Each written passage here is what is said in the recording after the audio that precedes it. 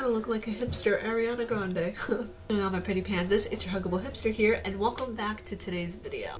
Now today's video is going to be kind of different, and it's one that I've wanted to do from the time that I actually started the channel. It's called The Psychology of Gaming. Now since you guys know, I technically I'm a psychologist. I don't like to call myself that because I'm not board certified, but I can be a drug and alcohol counselor. I don't know why. I can't give people medication. Actually, that would be a psychiatrist. I can't technically observe people and look after them and be in an office and say, how do you feel about that? But yet I can counsel people with drug and alcohol issues. Logic, there is none. But what are we going to talk about in today's video? We're going to talk about exactly what I said. We're going to talk about the psychology of gaming. And it's interesting because a lot of people still think that psychology is, gaming rather, is a taboo subject, and it's one that is not supposed to be a job, and it's not one that's supposed to be something like PewDiePie or Mark are doing. I mean, if it's PewDiePie, then, you know, he gets away with it because it's PewDiePie. But a lot of people don't associate it with actually being a job. They just think it's something you do in your free time whenever you're pissed off and need some steam to blow. And we're going to talk about two different types of gamers. Actually, three different types of gamers. The gamers who do it professionally like myself. The gamers who are not quite right in the brain and take it too far. And we're going to talk about the gamers who are just like the Team Switzerland of the group. Who are just like, oh, meh. Just meh. Now to first talk about the gamers who are professional like myself, we as a breed, we are very hard to come by, and here's why. Granted, there are a lot of gamers on YouTube, but it's not the point. It's the point of that there's that 1%, that 1% that makes it a career that I'm mentioning right now. Just to mention a few, we have PewDiePie, we have Jacksepticeye, we have Markiplier, we have iHasCupquake, Dustin MC, Hoboglobin, you know, you have a lot of gamers and everything. I mean, you know, me, Huggable Hipster, there's just a lot of gamers out there who are that fortunate 1%. And I'm not even going to categorize myself as in that 1% yet, because most of these YouTubers are making hundreds of thousands of dollars a month, and I don't even margin or come close to any of that. Now you guys are probably saying, Ariel, what does this have to do with the psychology of gaming? I will get to my point, I promise, just stay with me. The general public, whenever they see YouTubers like Jacksepticeye or Markiplier, you know, they think, oh, okay, you know, you can do YouTube as a living, that's pretty cool. They have it in the back of their head that it's possible. It's not a pipe dream. If they can do it, anybody can do it. It takes time, but you can do it. And a lot of people think, therefore, it's unreachable, so therefore you should just stick to playing video games in your pastime and not even reach for that unattainable goal that is possible.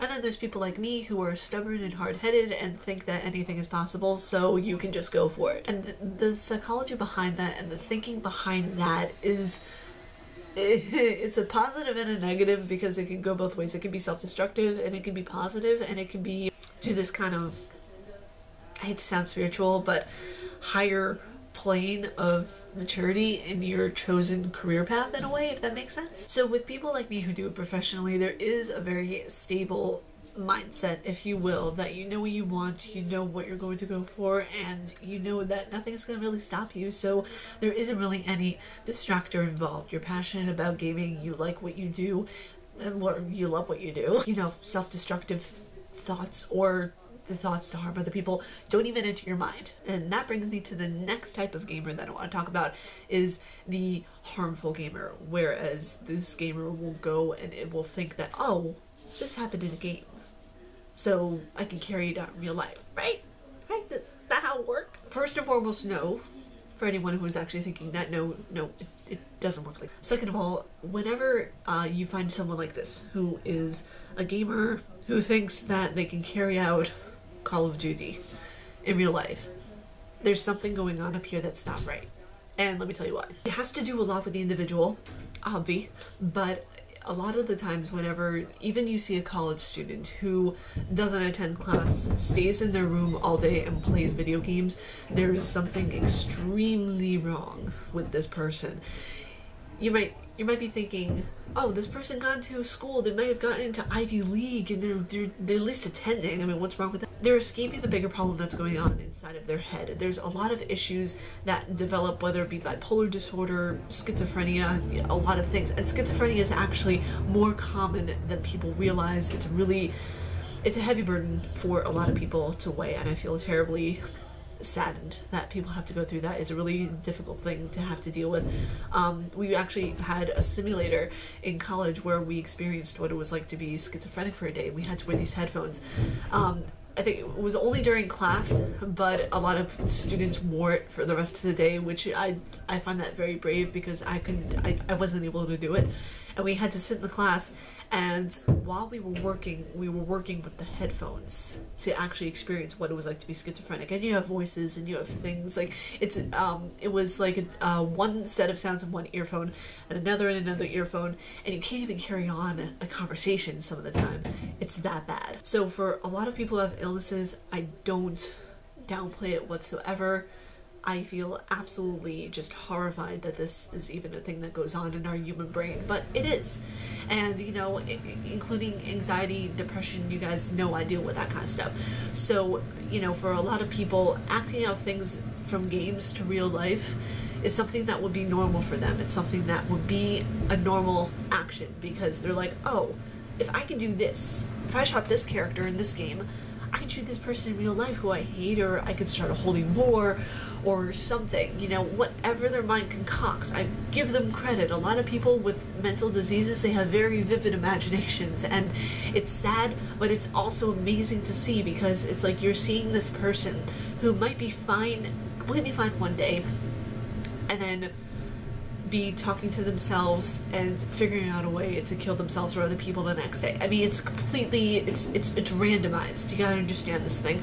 Illnesses, mental illnesses stay with you. They always stay with you, but it's not the same for every day. I'm really trying to find a good way to explain this, because it's very difficult to explain it. If you guys are going through mental illnesses, you understand what I'm talking about. If you're not, that's why I'm trying to explain it well, because it's like, it's a very weird thing, unless I can explain it textbook style. I'm trying to explain it from personal experience, that way it clicks more inside your brain. And the one way I'm going to explain it is a hypothetical. Let's say someone you know from high school plays Call of Duty. I'm just going to stick with that game for all intents and purposes. Someone plays Call of Duty, they might have depression, panic attacks, and they think the only way to stop their depression and panic attacks is to shoot up a school. Shootings happen more often than not, which is sad, and I wish they would not happen as often as they do, but they do happen. And a lot of the time people blame music and games for that kind of thing. And whenever one person does a horrific act of violence because of a game, a lot of gamers get lumped into the mix, and a lot of newscasters, people with very high opinions in the media, all conglomerate together and say, oh yeah, it's games, it's music, it's, you know, it's some guy, Marilyn Manson, who writes about stuff, and he was blamed for Columbine. That's why he didn't do interviews during the time of Columbine, because he, you know, he was blamed for most of it, because a lot of the kids who did kill a lot of people were listening to his music before they did the shootings. And it's really troublesome, because it's like, music is a wonderful thing, gaming is a wonderful creative thing, and it's not just an outlet, it's a way I was about to say gaming is life, man, but on a serious note, it is a very beautiful thing. Whenever you sit down and you're completely immersed into it, it's like a book, because you're experiencing the game through the character's eyes, and you're experiencing this entire world of just an image or an idea that a human came up with. And I think that's absolutely beautiful. And it's a shame that games have to be lumped into it. They don't look at the biology of the person. They don't look at family history. They look at what they were doing before their attacks, and they're looking what they're doing before, you know, the incidents take place. And they'd say, oh, they were listening to this kind of music, they were playing this kind of game, they were doing this kind of action. While all of those are valid and, you know, needed intakes, while all those are valid things to look at, you also need to look at the person themselves and how imbalanced they are mentally. And I feel like that's more important than looking at a game or looking at a piece of music.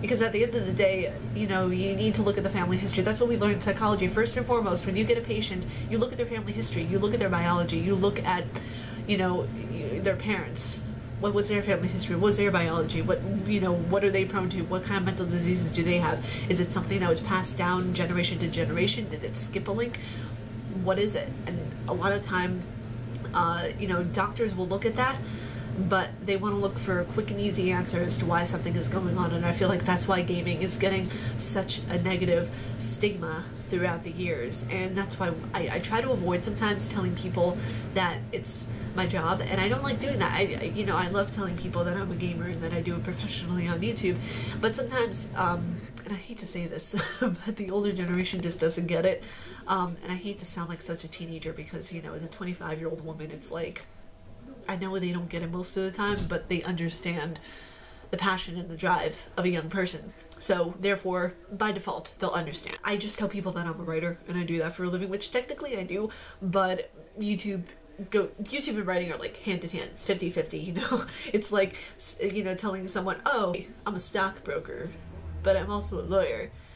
You know, it's like if you do two things simultaneously that go hand in hand, it's kind of, you can't avoid telling someone about it, you know? And then there's the third type of gamer, which is the Team Switzerland, which is basically the type of gamer that just doesn't pick battles. They come home after a hard day of work, they sit down, they play video games, and they have normal lives while they play video games. I mean, like, it's completely non-important to them to pick fights, or, you know, they might call someone noob on a chat, but that's about it. I will admit, I have called someone a noob, okay, I'm not gonna lie, I have, but it's mostly people who I know IRL. Just saying. And there's not much to explain whenever it comes to this kind of gamer. They're very passive aggressive, they're very chill, they're very down to earth, and I've met a lot of gamers in my time, and most of them are either, like me, professional, or just chill like that. I've never met a dangerous, well, okay, no, that's a lie. I've met a few on the chat room that have said the N-word and who have called me the C-word. It's not that they're, you know, what is it? It's not like they're like the second kind of gamer where they will literally go and kill somebody, but they're more just very hostile, aggressive, misogynistic, rude, you know, they're not nice people. They're kind of like, if you have on the scale where there's flies, poop, and my shoe, that kind of gamer would be the bottom of my shoe. I'm just saying, I mean, you know, those kinds of gamers who are rude and spout out the N-words and the C-words, not nice people, okay? And a lot of the time, whenever I go into chat rooms and I do play games online, they are surprised to find out that I'm a female. And then when I put my mic on and I actually say, hey, I'm a girl, the laughter starts and they get very surprised. But yeah, the video kind of took a left turn. It's more like the 3 types of gamers instead of the psychology of gaming. And, you know, it has psychology in it, but it was really, it kind of took that kind of turn. I'm really surprised. I mean, I love it whenever videos take their own turn and they mold into something completely different than what I expected. But hey, you know what?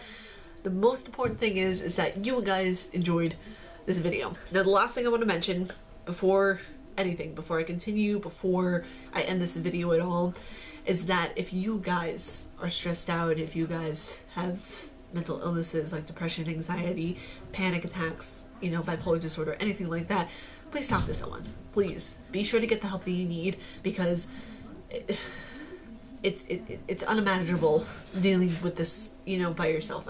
Everything that I have, you know, my panic attacks, my depression, my anxiety, everything like that, I can talk about it with my family because my dad goes through it, and we don't, you know, take medication for it. We deal with it on our own, and it's very difficult, needless to say, to do it like that.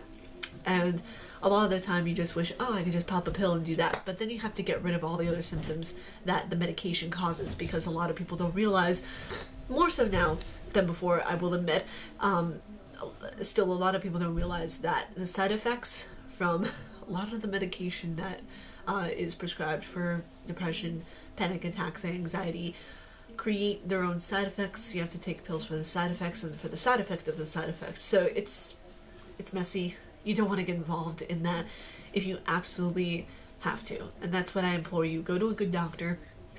Go see someone who is going to be there for you not for the money, but for you. Go to someone who is reliably there, who you can contact, who you can literally spill your guts to about anything and everything, because you don't want to have a doctor who's just going to prescribe you anything and will make the situation worse. Trust me, I'm gonna tell you guys a short story. I remember having, you know, prednisone my entire life, and this one time whenever I went up to college, I had to take it because my eczema and my asthma was really bad. like really, really bad. To the point where I couldn't breathe at night because I had just gotten over pneumonia, and whenever I get over pneumonia, I have very bad asthma attacks. So I had to take it to open up my airways because they were always constricted. So whenever I took that, I instantly felt better, obviously, because prednisone is more of an upper than it is anything. It also makes you more jittery, and it makes you more like, oh my god, I feel like I need to do something. Like I that's where I got most of my insomnia. I couldn't sleep at night because of the prednisone. I felt like I always had to be doing something and going and going and going and going. So whenever I got off the prednisone, the doctor up at school, who was not my normal that I went to, took me off the medication all at once. And I wasn't supposed to do that. I was supposed to go off it little by little, because you break, let's say a tablet. I was on, I think, 165 milligrams at the time. And this was when I was 22. So I had a lot in my system.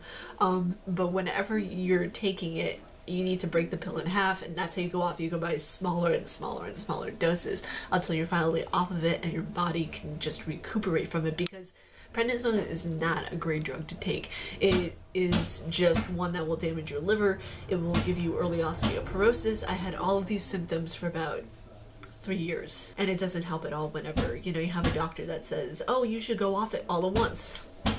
No, if you don't go to a doctor who you fully trust, don't go to them at all. Just leave the room as fast as your little legs can take you. Because after I got taken off all at once, I experienced night sweats, I experienced suicidal thoughts. It was really, really bad. And I don't want you guys to have to go through the same thing. It was it was terrible what I had to go through.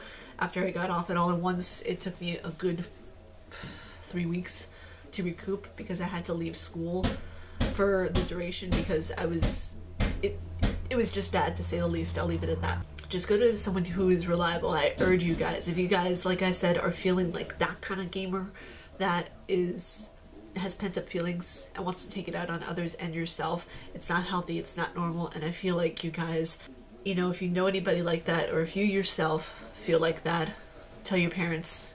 They're not going to get mad at you. They're going to want to help you. They're going to feel scared and you know, worried for you, but they're going to want to help you the best that they can. Trust me, I saw it through my parents' perspective whenever I came home and I told, you know, the doctor the things that I was going through. And you don't want to have to, you know, go through it alone.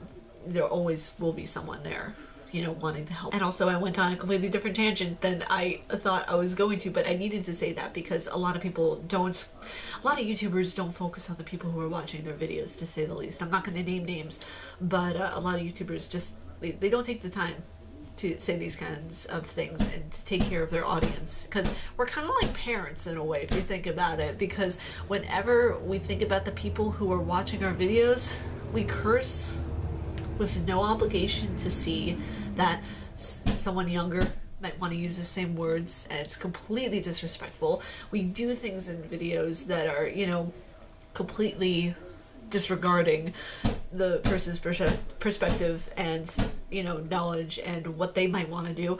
And you know, I understand that, okay, freedom of speech, freedom of doing videos, but there comes a point where you're also responsible for your audience and you're responsible for the message that you're sending out. So I feel like this video was a good message to send out to you guys.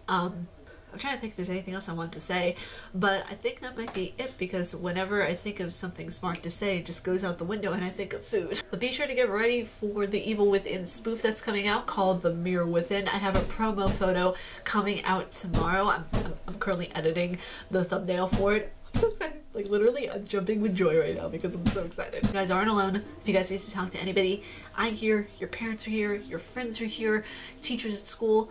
Be sure you talk to someone. And if it's not you, if it's someone else you know, be sure to talk to them, because they might be going through things that are invisible that you can't see. And just be sure to be like, hey, are you okay? You know, there's no harm in ever saying, hey, are you okay?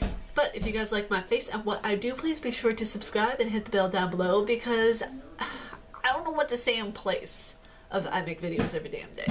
I'm gonna be saying that again, but if I say it right now, it'll just be a lie. How about this? How about this? If you guys like my face and what I do, please be sure to subscribe, because I make videos. A lot. Okay? It just sounds weird. Okay, wait a second, let's try this one.